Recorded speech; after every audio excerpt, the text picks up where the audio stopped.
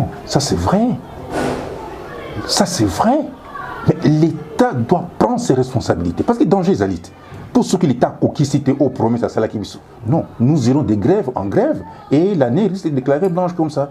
Donc l'État a eu une décision de l'enseignement de base et c'est la gratuit. Pourquoi il a dit ça? Parce que ce qui est en côté, mon cher frère journaliste, tu dois assister à la grève en répétition. Ah, yango nelikam. Yango nelikam. Tozo senga kaka na l'État ndenge a katibiso souffle. Yina bakisa souffle a sika oyo pesa biso pena pema ya solo. To pema bien, ba para pe banyokwami. Biso totangi na gratuité tango tozaki kotanga. Mais système ba yeko instauré yango ebebisi enseignement jusqu'au niveau même ya université.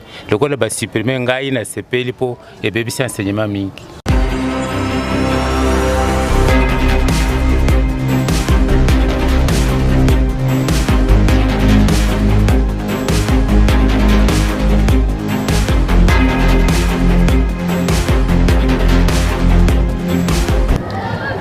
Merci fidèles internautes de congomillennium.com et Zali Singapore vous allez vraiment ébélé wapesika bulandaka émission na bino 100% news vous allez vous présenter par ya bino ndeko Belo Belkame. Oui, 100% news les lots tomemeli bino lisolo il y a gratuité, il y a enseignement. Tout le monde en parle, tout le monde parle de la gratuité de l'enseignement primaire, c'est-à-dire qu'au première primaire, tu la deuxième secondaire. Mais autour de cette histoire de la gratuité de la scolarisation primaire, il se passe pas mal de choses. Certaines personnes pensent que l'État congolais du Rège, ayaki naeka kanali solo, pour certains enseignants, baza komituna et bongo ba primo to mesena kozwa sima ya Minerva et bana bafutaka to kosuka wapi est-ce que l'État va respecter ba engagement naie? D'autres parents se disent mais to kokende wapi parce que les écoles il y a l'État ezamuke par rapport aux écoles privées. À toutes ces questions, nous allons trouver de vraies informations. Nandiela, il y a 100% news. Et pour vous signaler, nous sommes bel et bien dans la commune de Matete, précisément dans le quartier Maindombe, au sein de l'école primaire Maindombe. Nous allons vous laisser suivre d'abord le chef d'établissement, le directeur de l'école primaire Maindombe. Nous allons aussi laisser parler les enseignants et pourquoi ne pas vous faire balancer les images de salles de classe comme vous le voyez déjà là. On est déjà en pleine période de la rentrée scolaire mais les salles sont quasiment vides. Ça va se savoir. L'école primaire gratuite, malheureusement, les enfants jusque-là ne sont pas encore à l'école. Est-ce qu'ils ont peur de l'école? Est-ce que les parents bazako douter na nous na mbelato na do mokonzi yamboka salaki to ba konzi école de bazako tia bana mupandi? Ça va se savoir dans quelques secondes. Alors, parlons d'abord avec le directeur de l'école Tolik. Bonjour monsieur le préfet. Bonjour, monsieur le journaliste. Oui, tu es dans l'école Nabino, ce que vous avez dit, Nabiso, tu es dans l'école Nini et puis fonctionne Nini aux Anango dans cette école. Merci, monsieur le journaliste. Je m'appelle le préfet Amissi Sali Dédoné. Je suis préfet de l'Institut Maindombe, dans la sous-division ya Matite. C'est une école non conventionnée. École non conventionnée. Actuellement, tout le monde parle de la gratuité enseignement primaire et de deuxième secondaire, attaque personnel éducatif. Toyamba Kiangona et Sengomakasi. Et Sengomakasi parce que ça a toujours été notre souhait. Parce que l'on a la gratuité dans l'enseignement de base et comment la constitution que l'enseignement de base est la gratuit. Donc là, nous avons une décision de mettre en application biso, école, même les enseignants, tous ont Sengomakasi. Mais apparemment, certaines personnes croient non, le Congoté, Balobi, Banda, Kalakolo, Mario, puis Outolobango, et comment la constitution, mais mise en pratique, est-ce que vous avez et que vous avez la fac cité, Tonenge, Bakontiambo, Kabemesana, Koloba, mais Bakuksarate, Binomo, Boyamba, Tiango, est-ce que vous croyez na yango? Oui, Balobaka, ça c'est vrai. Mbala auto monde qui va tiango en application. Biso to sepeli parce que na ba réunion to continue na ba konzia biso ya enseignement primaire, secondaire et technique, li solo betame kuni dali gratuité. Biso pe a sur terrain to mettre en application. To za ko za skoyo bakonzi ya mboka batia en application o maloba lobaki kotia en application ezali lié na budget ezala esengeli ezala loué pour na enseignement primaire to ndenge nini? Pas nécessairement. Dans un premier temps, c'est d'abord la volonté politique ya mokonzi ya mboka à manifester yango. Le budget n'est pas encore voté. Nous sommes toujours dans l'ancien budget. Mais na ba recette o yazako sala à gauche et à droite, na ndenge azako kangama dusu ezalaki entre guillemets liboso wana et permettre yé pour que akoka ko mettre en application. Mais pour votre information, bako futa biso au mois de septembre au enregistrement salaire wana, c'est pour fin du mois d'octobre.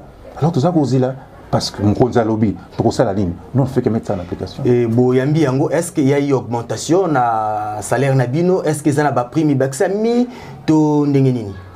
Bon ba konzi ba pesi précision wana te mais ce qui est vrai na mois de septembre oyo to kozwa salaire na bito ndenge to kozwa kaka mais na mois d'octobre ba lobby na kati ba kotia allocation familiale ba kotia indemnité tout ça donc wana nde et komata pour que tout le monde exactement combien on va toucher et bah ça qui précision mon co.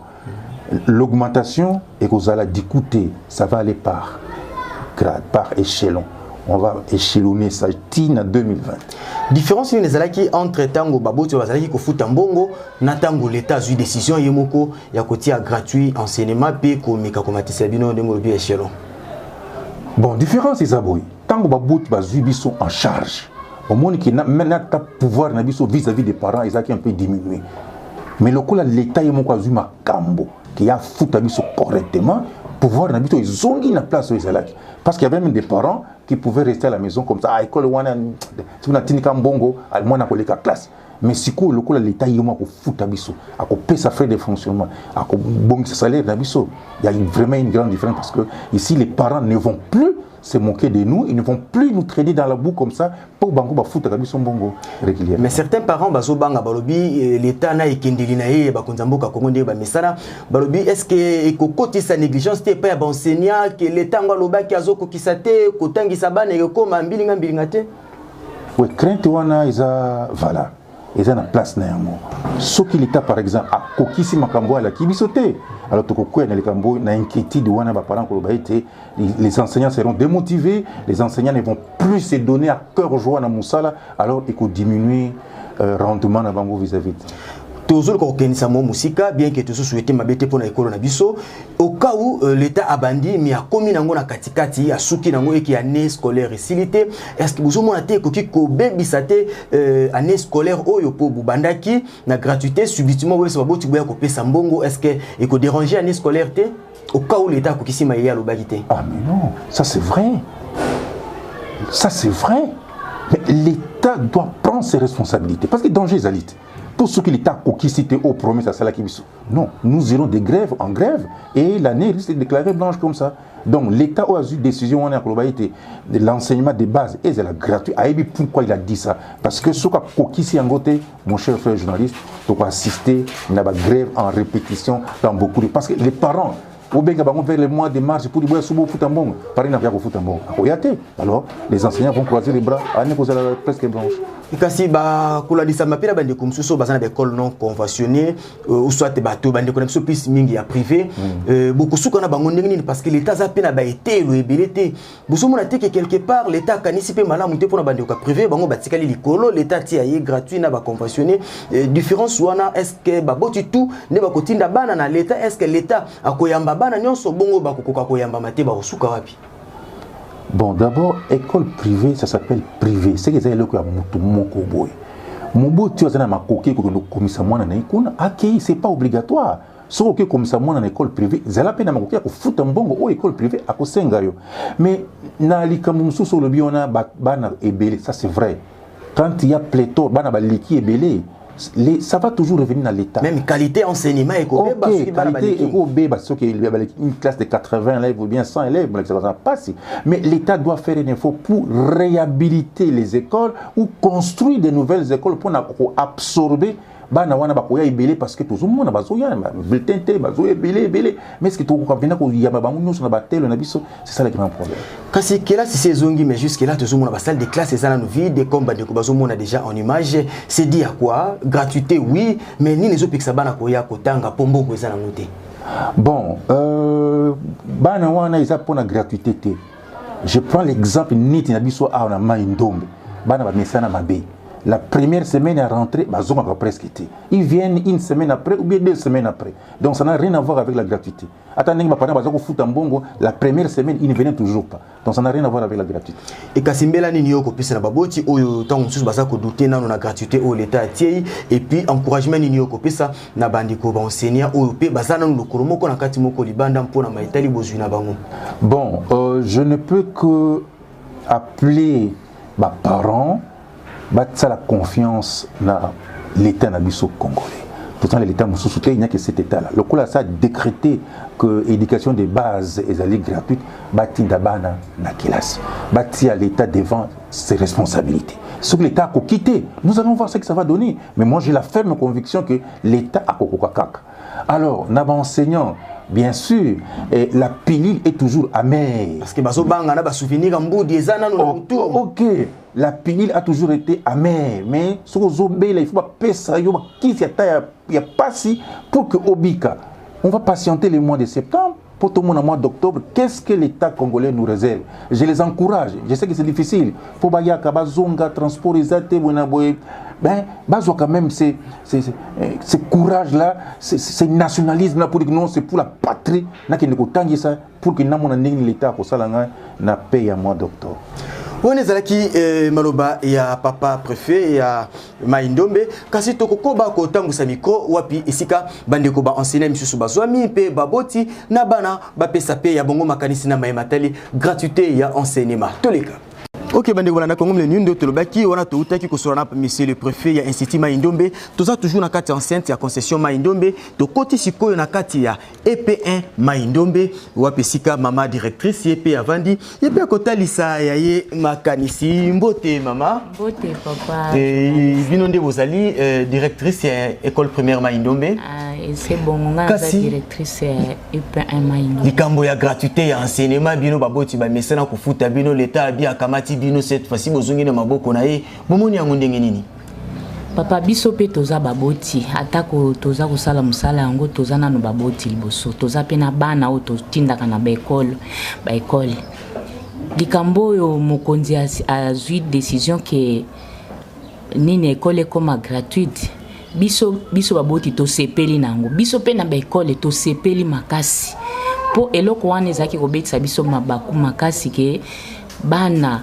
bazaki ba parents lokola biso pe tozaki kokoka kofuta te bana ndambu bakofuta mais okomona bokokoma na suka mbula mbongo eza kokoka te ba parents baza kokoka te ba parents bazokena na banyongo eloko yango ezali kobetisa ba enseignant mabaku makasi moye batangisa pe malamu ezali te lokola mokonzi me auti kozwa décision wana ke ba école bana batanga gratuitement eza likanisi malamu po nini ba école l'état moto eza ko gérer yango pouvoir ya école eza ko uta na l'état eza ko uta na mokonzi ndenge azwi décision biso pe to yambi décision na motema moko to moni ke yambo bazwa décision wana to yebi ke basolola kina no liboso po babongisa likambo yango malamu biso to yambi yango toza ko zela ndenge mokonzi abongisi toyebi ke mabongisi wana eza kitoko biso toyoka ki il semblerait que plus de 2 millions de dollars et tiamaki déjà mopanzi pona ba enseignant est-ce que mosolango pesa makambo solo to bozana no kaka na lisolo ndenge lekaki na accord ya mbudi ekomisaki bino makofi na bakonzi ya l'état papa likambo mokonzi azui alobi yango biso toko contredire ndenge nini toyebi ke moto na moto pe azaka na likambo na ndenge na sala ka musala na ndenge na ye soki oyo ya liboso elekaki mabe mokonzi asika pe liboso ya mbwa koloba akanisaki nano po ye pe akoka kokwea na mbeba wana te tokanisi ke toza na eliki te mokonzi asika alobi ndenge wana akokokisa pe likambo yango tokomona kasi ntango baboti bazali kofuta mbongo ebandaki kosunga bino mwa batransport bamotivation ya baenseignant bien que l'état azalaki quand même kofuta bino bozomona te ke kolongola mbongo ya baboti molakisi ya misana na mbongo ya moboti kokabola libala wana bokobanga te ke baenseignant bakokonda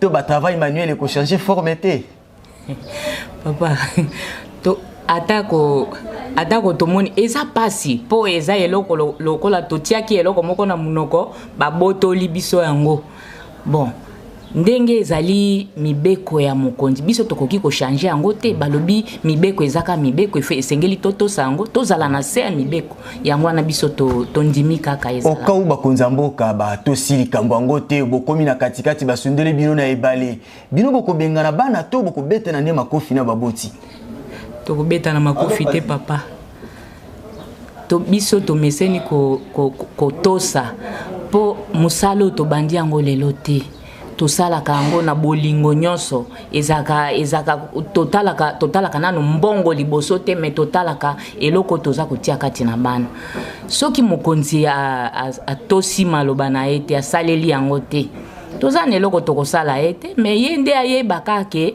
asololi na bato bamikolo mpe baresponsable esengeli mpe asalela biso mpe bolamu wana kelasi sezongi bana bazoya te bazobanga to bokolandela na baniongo akala awa bokomi na makambo ya sika toza kolandela nyongo akala te biso tozongaki déjà à partir à lundi tozali awa tozozela bana baboti bango moko nde bazokotindela biso bana te bazobanga to nini kaka bazobanga nini banyongo akala ekokoma oyo akala efuta nanu bien ke siko kofuta te bongo ye moko akokoma awa te atuna totuna na nga na ye tokosolola bozobanga te ke matete oyo etondela bino awa na mai ndombe po baekole yango mpe ya leta moke misusu bakotanga likolo ya batoiture to ndenge nini te papa na règlement ezalaka pe na nombre ya bana balobaka na classe moko esengeli batanga bana autant tokoki pe kolekisa ndelo te bongo oyo aza kotangisa bango azaka mutu te papa bongo soki tolekisi totie bana mususu na likolo mutu wana kopema te azaka mutu te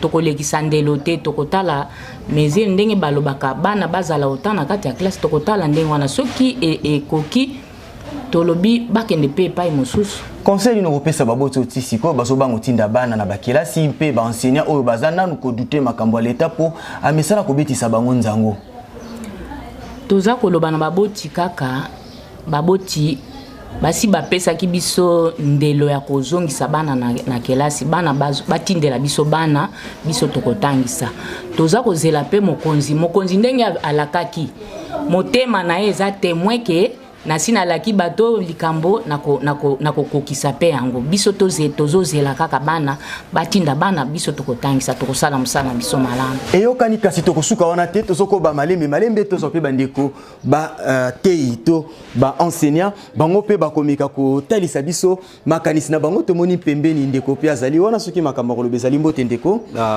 tokuti na EP1 maindombe oza nani naza enseignant de relève na bureau awa na maman na biso likambo ya gratuité ya enseignement bakati bino lipa o baboti ba mesena ko tia bino na monoko boko konda to boko kima musala yango ne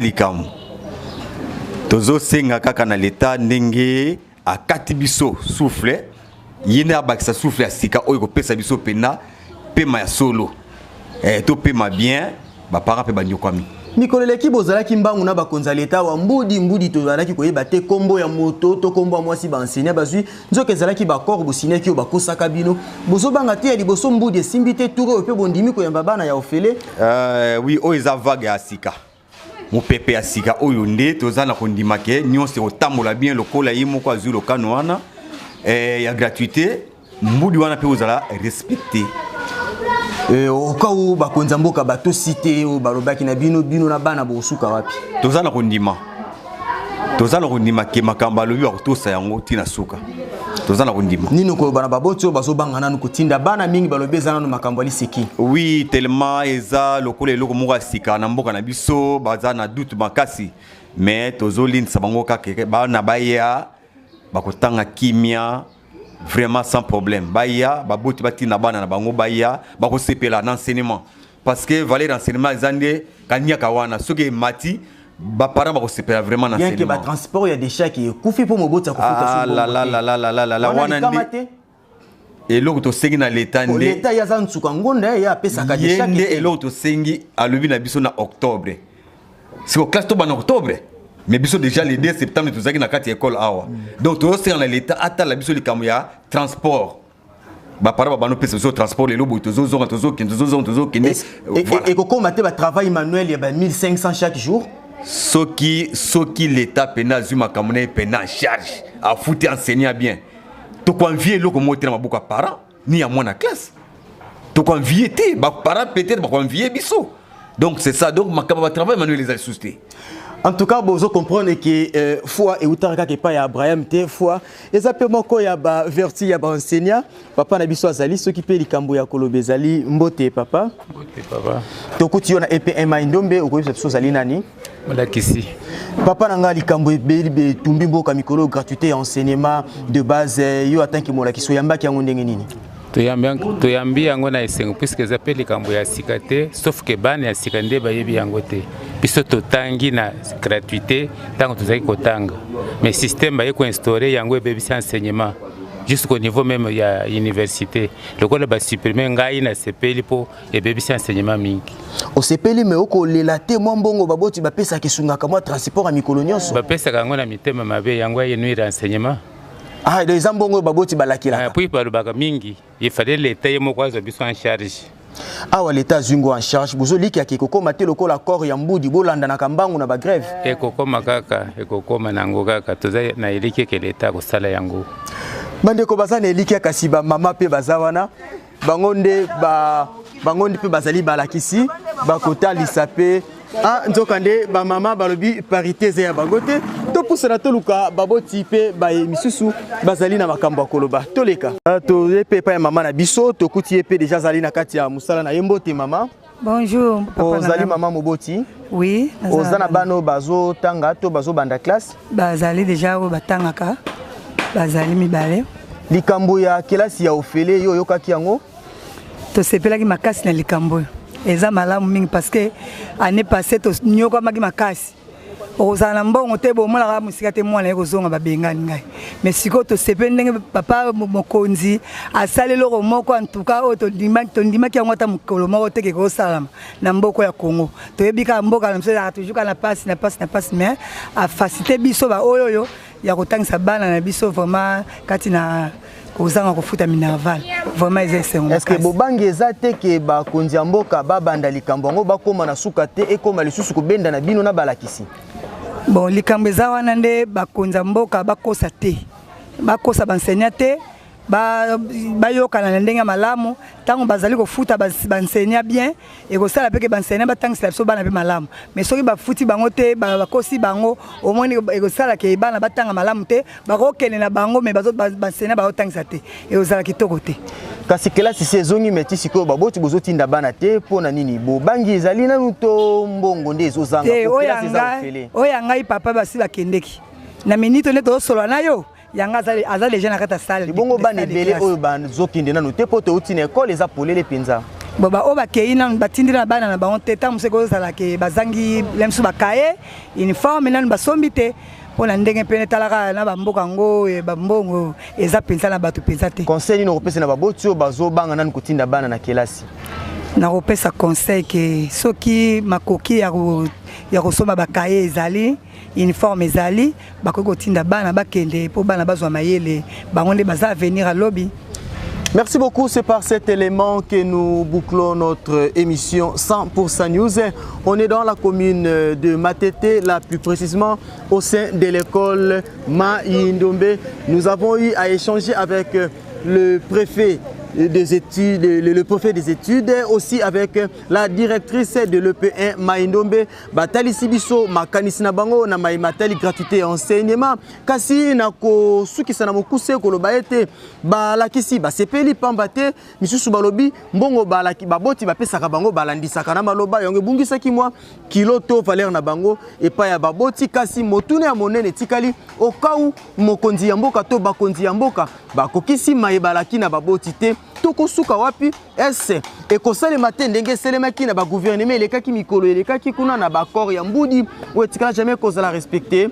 Nous pensons que cette fois-ci l'État doit prendre en main sa responsabilité. Kosunga balakisi ezali kosunga bana na biso mpe lobby bakoma batu. Merci les bien sur Zaki Belé pour kolanda votre émission 100% News et vous qui aimez surtout www.congomillenium.com.